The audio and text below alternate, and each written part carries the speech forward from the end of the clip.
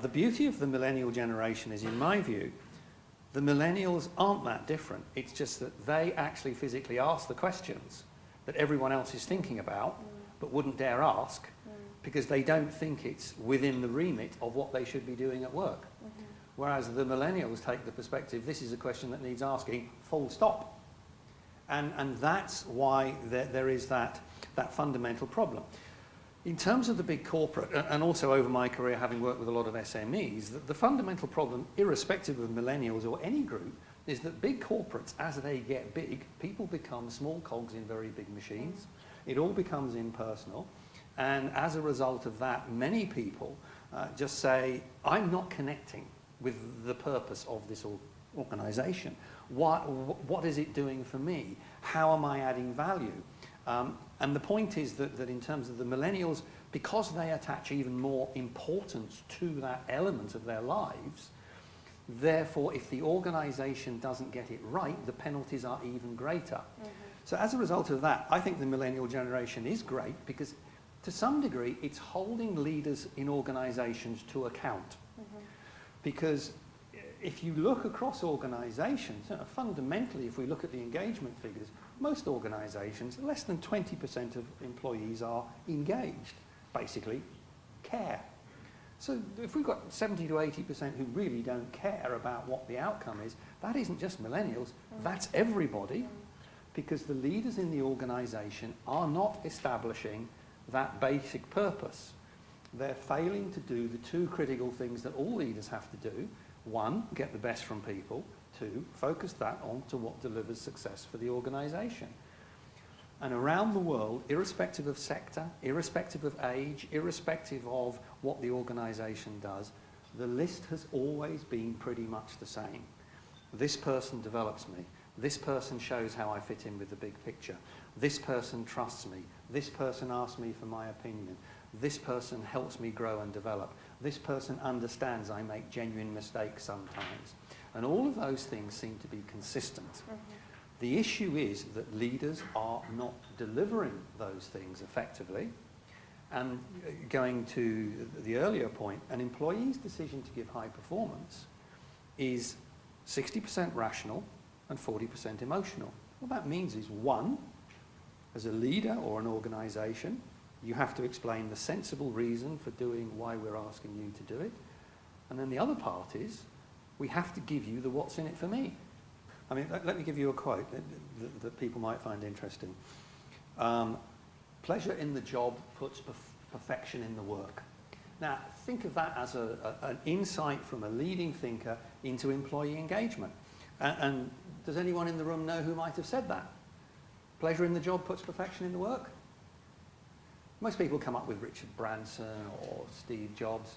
No, Aristotle, 500 BC.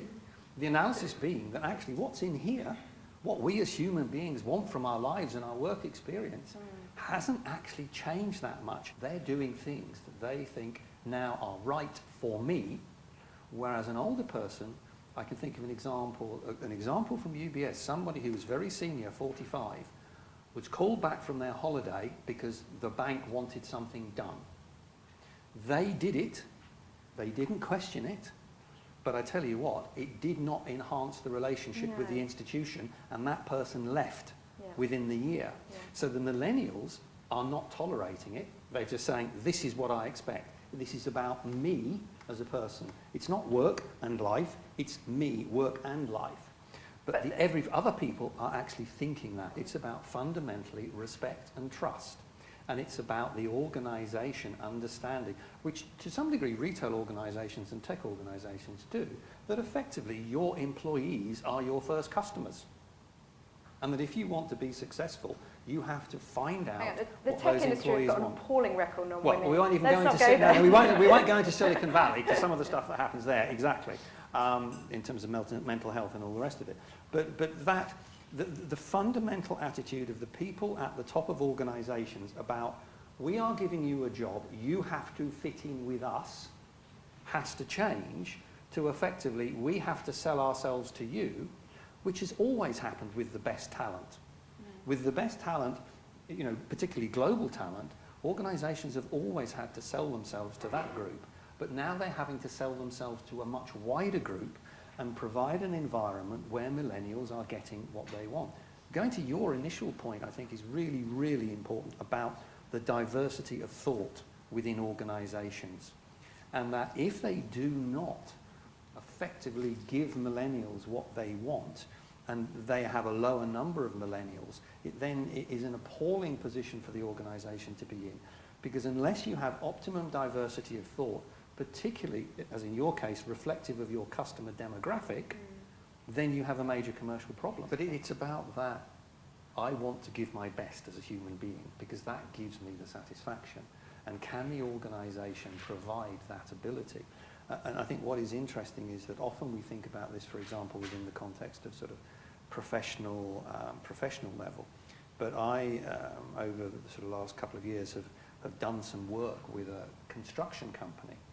And interestingly, one of the things that came out from some of the area directors is that they have manual workers, 17, 18, 19, 20, 21, with no significant educational qualifications, who are exhibiting the same requirements from their expectations in terms of the firm to develop them. Of course. But that's what I'm saying. Yeah. But there is a mindset that says, no, this is construction, these are labourers, that's it, that's their ceiling.